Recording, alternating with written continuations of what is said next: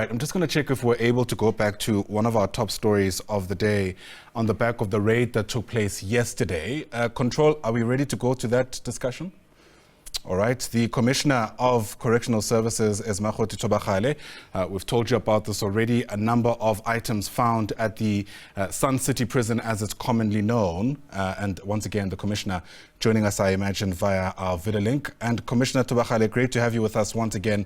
Hopefully our connection to you stabilizes this time around. Thanks again for making time to speak to us.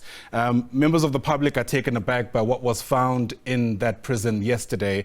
And perhaps let's begin with your own reaction first, before we unpack what the implications are.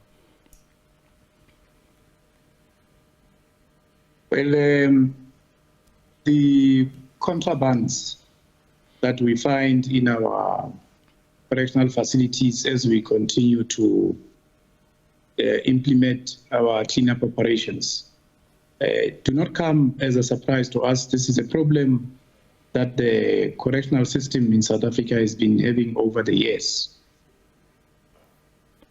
Right. And, you know, what does that suggest around what is actually taking place? Because as you can imagine, the question for many people who aren't used to what you mostly find is how on earth TVs, Wi-Fi routers, in some instances, scissors and cell phones are able to make it into the correctional services facilities.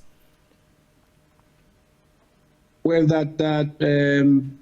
two types of amenities that inmates have access to, those that are approved to be in the cells. For instance, television sets,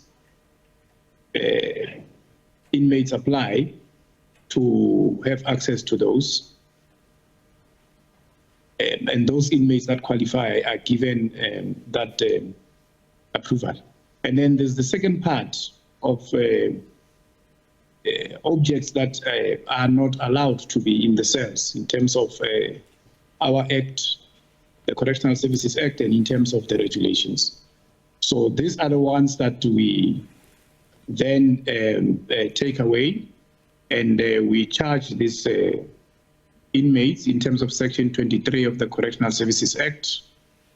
We review their profiles because when you get admitted into a correctional facility, we do a profile.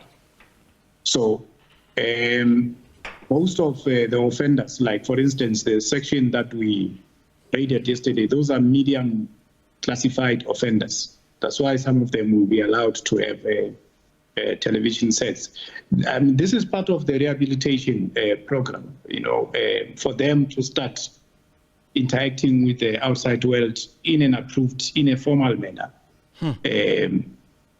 Not the other objects that we found, like your sharp objects. Cell phones are not allowed, routers are not allowed, in line with the regulations. Sure.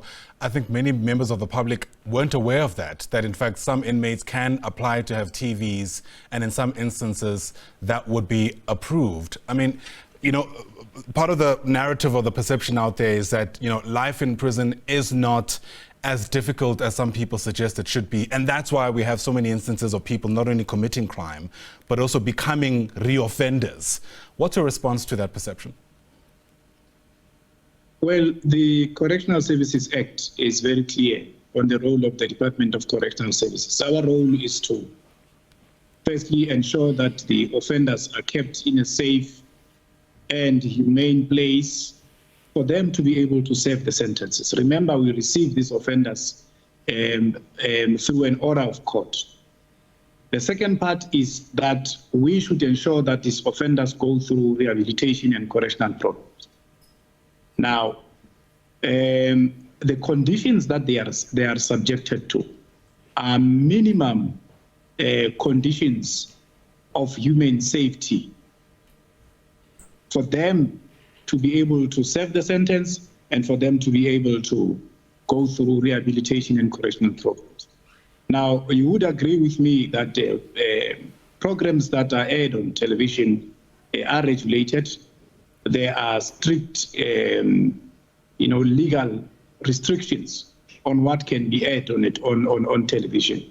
And there are also, ombudsman processes if whatever is aired on television doesn't comply with the regulations.